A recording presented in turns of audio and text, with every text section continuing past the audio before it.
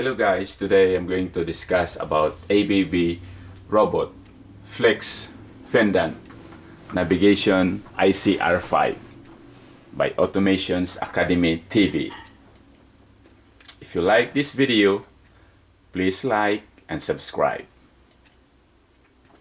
The specific learning objectives at the end of these presentations, the viewer will learn the following: the importance of lockout tagout, both electrical and pneumatic, familiarize the functions of ditch pendant, know how the functions of manual to auto mode and how it works, identify the alarm on ditch pendant and how to reset it, know the functions of 3 positions enabling button, know how to recover e-stop, know the functions of robot 6-axis.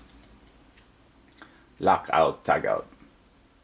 Before doing any repair or major maintenance, don't forget to put lockout tagout on both the controller and pneumatic valve, supplying the robot, and specify your name and position.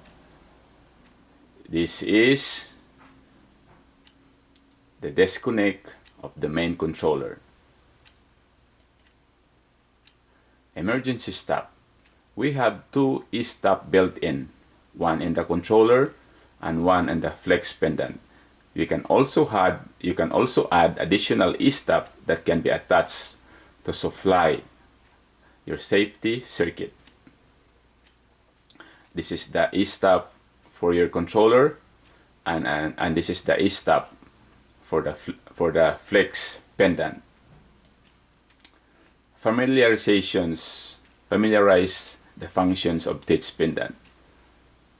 Here is the ditch pendant. We're gonna do first here. Robot fault alarm. So this is the indication now is we have a fault.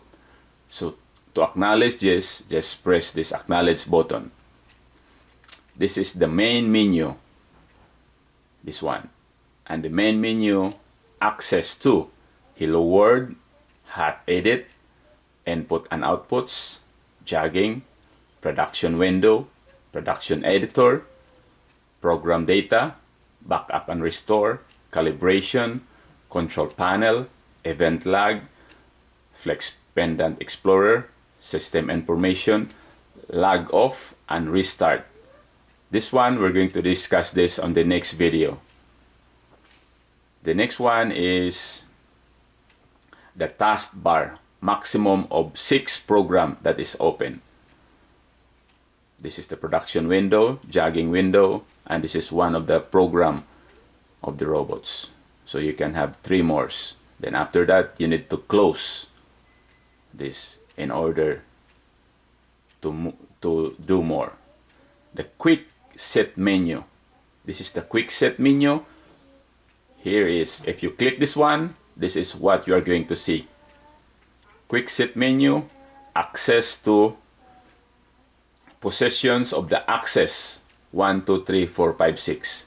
Now the position is 4 to 6.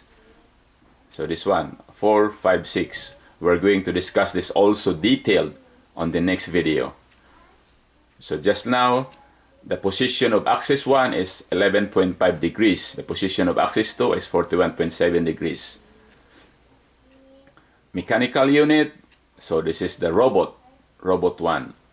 Motion mode, axis 4 and 6, because here we are axis 4 and 6. Work object. So increment, none. We're going to discuss this on the next slides. Joystick, none. We're going to discuss this also on the next slides. Continuation with the familiarizations. Motor running on and running 100%. So this is the indication that our motor is running on and the running speed is 100%. So that means we are in auto. So at the bottom, we have a play, step, and stop button. Now, after you put the robot from manual to auto, you need to press play in order for the robot to run.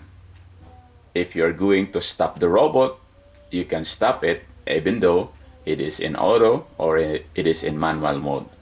So the step button, step to the next routine, step backward to the next routine.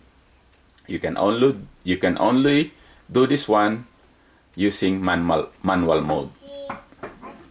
Continue with the familiarization function of teach pendant. Here we have the mechanical unit. This is the robot or the external axis. This one, when you go to linear or reorient, and this one for the axis 1 to 3 and axis 4 to 6. If you click this one, you have now the choices axis 1. If you click again, it will go to axis 4 and 6. This one is for the incremental. So deflections or speed of the joystick, small, medium, or large. If the robot hits something and you want to move slowly, so you click this increment and you put small, medium, and large. Operating mode. When you are going to select the key switch to manual mode, you will be able to move the robot by jogging it or stepping it to the routine or program. Just like this. So this is your key. Normally, if your robot is running, it should be here. When you are going to step the robot, you're going to put it here. You see the hand? So this is manual. Let's read here. Number 1, arrow. Automatic production mode. There's no limit on speed. Number 2, mode. Number 2, mode up to 250 mm per second speed and velocity. Next, motor on. It will indicate here on the upper taskbar after you acknowledge the alarm. It will also state the motor on or off or guard stop. The guard stop means one of the safety circuit is open. Example, door open, light curtains, or scanner is obstructed and should be rectified first before your motor will turn on. So this is how you're going to acknowledge. You're going to press this one to acknowledge the alarm. So after you acknowledge the alarm and you don't have problem, so you press this one and it will indicate here motor on. Enabling device button, 3 positions. This is the enabling button. If you are not going to press it, it will indicate guard stop. So let's read this one. The enabling button has 3 positions and can only be operated at manual mode, up to 250 mm per second of the speed and velocity. The button should be in the middle for the motor to energize. So for the motor to energize, it should be in the middle. If you are going to press it, if you're going to press it all the way, it will indicate guard stop, which means safety circuit is open. If you are not going to press it, it will still specify on the teach pendant that it says guard stop or the circuit is open. Recovering e-stop. Locate the emergency stop that has been pressed. Investigate if it is accidentally hit by the operator or being pressed because there is real emergency that can harm to machineries and or operator.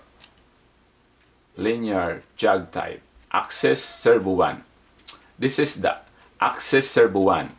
It will do clockwise, it will do counterclockwise. Clockwise is the positive, counterclockwise is the negative. Allows the robot to turn from left to right. This access permits the robot to pivot up to full 180 degrees range from the center point. Access 2. This access permits the lower arm of the robot to move forward and backward. This will move forward and this will move backward. That is access 2. And for access 3, this axis moves the robot's vertical extend forward and extend backward, or it will extend lower arm. You can do extend up. Oh, sorry about that. Previews. You can stand backward. You can stand forward. So this is the axis servo number 3. Axis servo 4 and 6. So this one, axis, it rotates the upper arm in a circular motion.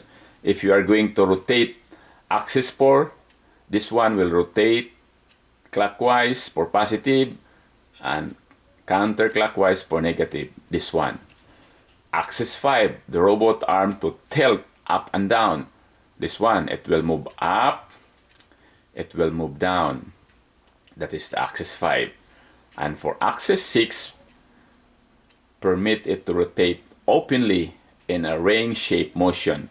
This one here, this one will rotate clockwise, and this one will rotate counterclockwise. If you have the tooling here, so it will rotate clockwise, it can rotate counterclockwise. Thank you for watching. If you like this video, please subscribe and like it. Thank you. Have a good one.